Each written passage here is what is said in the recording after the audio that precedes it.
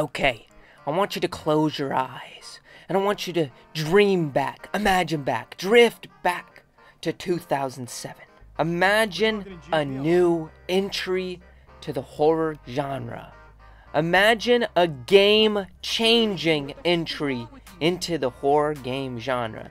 Now imagine that game being so unique that it was almost not a horror game, but started an art style and game style that many games would copy in the future and turn into their own thing. Do you know what game that is? Are you seeing the game title in front of you? Are you holding the game case in your hands? That's right. Throw your Big Daddy cosplay costumes on because we're talking about Bioshock, baby. See, Bioshock is one of my favorite games. I've said it before in the past, I love horror games, and this is one of the first horror games I've played.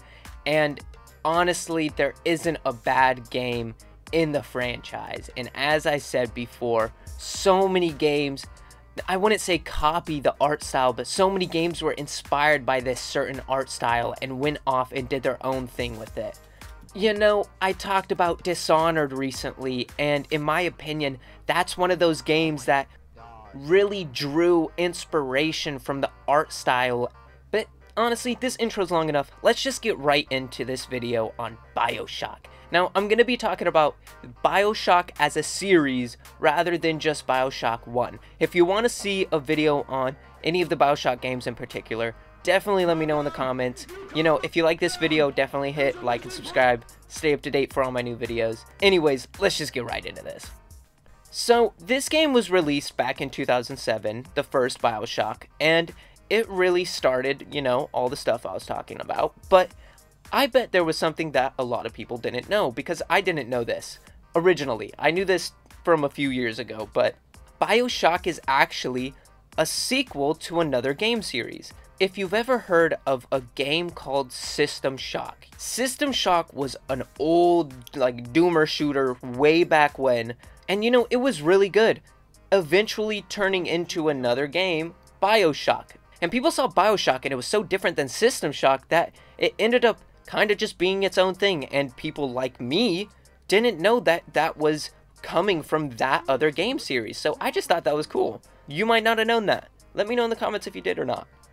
But to those who don't know what Bioshock is, which might only be a few of you, it's a game where in the first game anyways, you go to an underwater city where this guy built a city underwater, and it's huge and it's like steampunky, and it's almost like how I mentioned in Dishonored, that stuck in the 50s kind of vibe where everything is old, but there's stuff that you never see even today that's just kind of technologically advanced, but it's steampunky. I don't know how to explain it. I call it the Bioshock vibe, or like, you know, games have a Bioshock feel to them because this was the first game to kind of do that, in my opinion. Well, and not in my opinion, in my eyes. For me, this was the first game that I played that was like that. But you go to this city underwater that ends up being infested with these crazy people who've all gone insane, and they attack you. You gotta get through, there's magic, and you gotta go find the guy who built the city. And it's such a good story, and the second game follows off of that story. You see, in Bioshock, there are these mini-boss characters called Big Daddies, and they protect another NPC called, or another enemy called Little Sisters. You see, the Little Sisters are little evil girls who have, like, superpowers, and they're little creepy demon children that try to kill you. And then they have these huge protector bodyguards that have giant machine guns or giant drills. All the enemies are just super interesting, and the generic enemy that's here and there is just these crazy civilians of the town, you know, citizens of the town, and you have to go through and blast your way through. But in the second game, it ties off because instead of being a person, you get to play the role of a Big Daddy, and you learn that the messed up story in the town is not what you might have thought from the first game. And really, those two games tie in perfectly. I might not enjoy playing Bioshock 2 as much as I enjoy playing Bioshock 1, but I will say both of those stories together are just so perfectly intertwined, and they're so good and so unique. You know, it feels like they had a Lovecraft inspiration when making these games. Something with the steampunk vibe and some of the enemies. It really felt like something similar to Call of Cthulhu, but then there was Bioshock Infinite, the third game, which is my second favorite in the series, and that game is so much different, but still so good and still holds true to that Bioshock formula that I was talking about. You know, it is a complete opposite of the first game. Instead of a city underwater, it's a floating city in the sky, but at the same time it's still stuck in the 50s. But now, instead of being attacked by all of the crazed citizens, you get to walk around and you get to see people and interact and go into shops, but they still have the same magic and they still have the same gore, but it's a little more bright, and it's a little less horror, but still Bioshock. And the story is still just as unique. You meet Elizabeth, who has these powers to open the places of photographs that she's seen in her memory, and it is just super interesting. And you know, talking about Bioshock Infinite, it feels like they didn't take themselves too seriously while making the game, and it works in their favor. It feels like they meant to do that. There's wacky characters, it's a little bit more cartoony, and there's funny physics. So, you know, 2K made the first Bioshock back in 2007, and it was really good then, but we actually got a remaster to the newer consoles at the time, and it even made it better. They didn't go the Rockstar route with the GTA Trilogy Definitive Edition. They did such a good job at holding true to the original games, but just adding more detail, adding a little bit better lighting, adding a little bit better shadows. And I know some people say that they need to do more when remaking a game, or, you know, making a definitive edition, but that's what a definitive edition is. It's just a game that looks better and runs better. And I think they successfully did that. I remember playing the original Bioshock, the first one, and it's the first game I really fell in love with. I played it back on the PS3, and at the time, it looked great.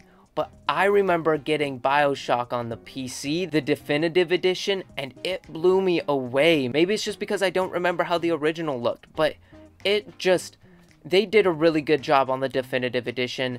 On all three games, they still look cartoony. It's not like they were trying to make it more realistic. They just amplified everything while also amplifying the performance. So they did really good on that, while some people don't. You know, it feels like Bioshock being released back in 2007 was one of those games, how detailed it was and how much was in that game. It was the turning point. You know, it might not be such a crazy game today, but you gotta think back at 2007.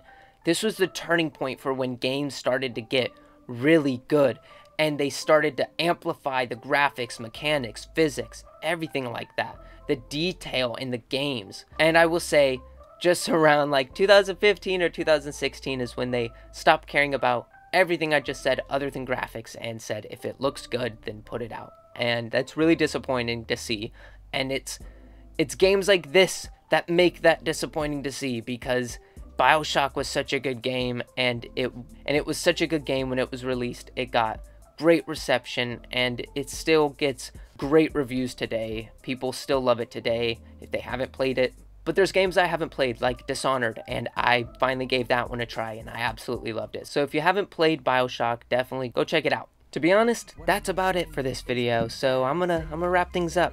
If you agreed with anything or disagreed with anything, definitely throw it down in the comments below. If you want to check out more of my videos, if you like my voice or like my music, go check out my channel, man. If you like games, got a bunch of stuff on there. You know, like and subscribe to stay up to date. And if you, as I said, if you like my music, go check out BillyTheWhip.com or just Billy the Whip on any music platform for some great music. And as always, to the ones who stayed till the very end, you deserve a great day. Billy the boogeyman coming for you. Look out for the pigs, look out for me too. Been chewing them up, spitting the new, spitting the bones, pushing the noose, squeezing the game. Been making that juice, no need for the pulp. I'm spitting that too, rip it through. Anyone jumping through hoops, it's emergency, man. Sending the troops. I'm on the offensive, so don't get defensive. I know that you'll love me, so hop up.